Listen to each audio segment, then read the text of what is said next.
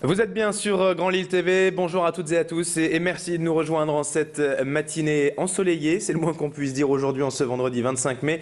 La météo ce sera juste après le journal de la rédaction, voici en images et en 7 minutes tout ce qu'il faut retenir de l'actualité de la métropole lilloise aujourd'hui.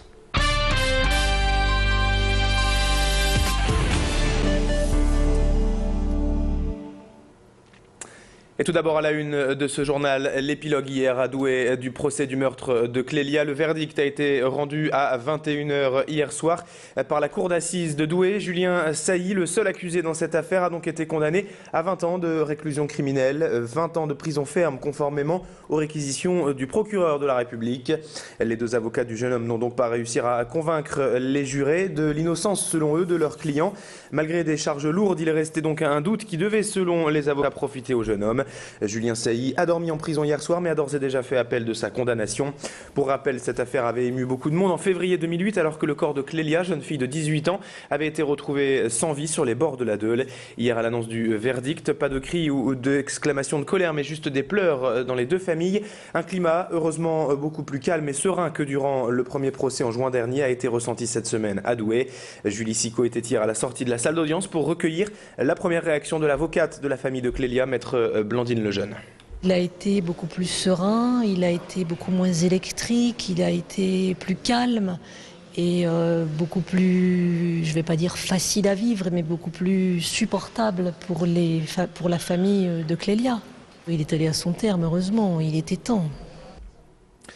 En cette fin du mois de mai, c'est le moment ou jamais de penser à remplir votre déclaration de revenus 2011. Il ne reste en effet que quelques jours pour renvoyer votre déclaration papier. Passé le 31 mai à minuit, il sera en effet trop tard. Rassurez-vous tout de même, la télédéclaration via Internet offre comme chaque année plusieurs jours de rallonge. Mais si vous avez tout de même quelques difficultés à remplir votre déclaration et surtout si vous ne voulez pas vous tromper, offrez-vous les conseils d'un avocat. C'est gratuit en ce moment grâce au barreau de Lille qui met donc à disposition dans certaines mairies de l'agglomération des conseils pour aider les contribuables lors de cette démarche souvent fastidieuse.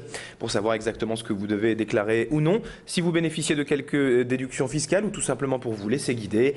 Hier à Lille, notre journaliste a croisé près d'une douzaine de personnes de tous horizons venues chercher conseil auprès d'un avocat. Écoutez ces quelques contribuables venus hier se renseigner pour leur déclaration au micro de Lucas Tostin. Je trouve que c'est une très bonne initiative.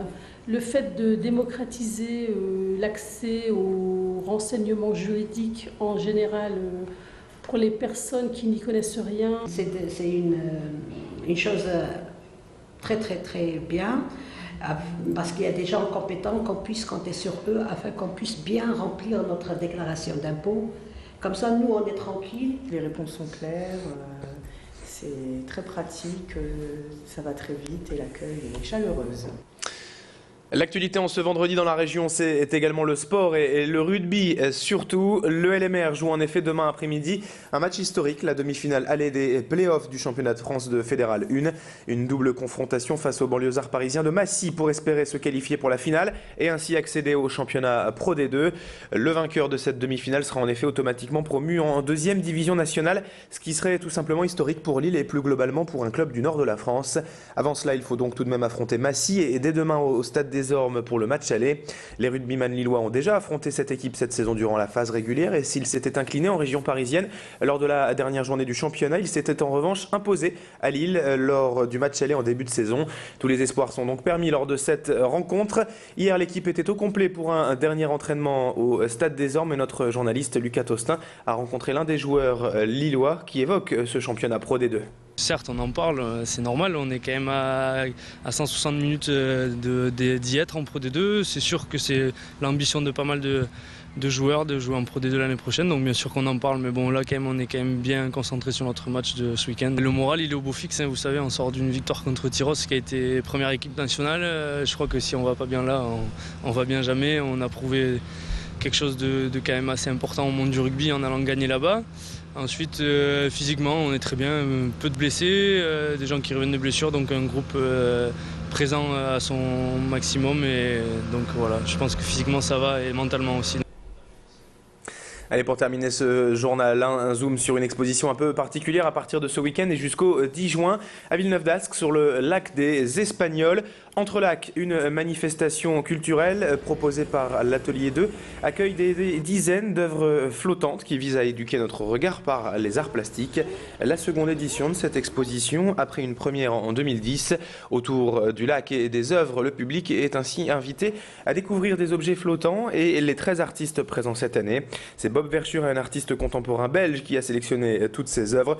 L'inauguration aura donc lieu dimanche et cette expo un peu particulière est à découvrir jusqu'au 10 juin à Lac des Espagnols. Présentation avec 3 artistes rencontrés par Clément Carion. J'aime vraiment parler de ce qui me motive moi à la base, donc c'est toujours le corps, l'espace et l'architecture et voilà, et l'expérience mentale en fait du corps dans l'espace. Et après on y projette tout ce qu'on veut. Je mêle les deux, la sculpture et la calligraphie. Certainement pour dire que écrire c'est aussi dessiner et que dessiner c'est aussi penser. Donc j'emprunte des phrases qui ont une très grande profondeur, dont je ne suis pas l'auteur, justement pour qu'elles aient une très grande profondeur et que j'en sois certaine. On a décidé de reproduire à une échelle un peu plus petite et en végétaux ces systèmes d'arrosage et on l'a appelé l'aquavore. Voilà. Et c'est la fin de ce journal. Dans un instant, à suivre la météo et l'infotrafic. Toujours beaucoup de soleil pour la métropole lilloise tout au long de ce week-end et toujours quelques ralentissements à signaler ce matin. On fait le point dans un instant.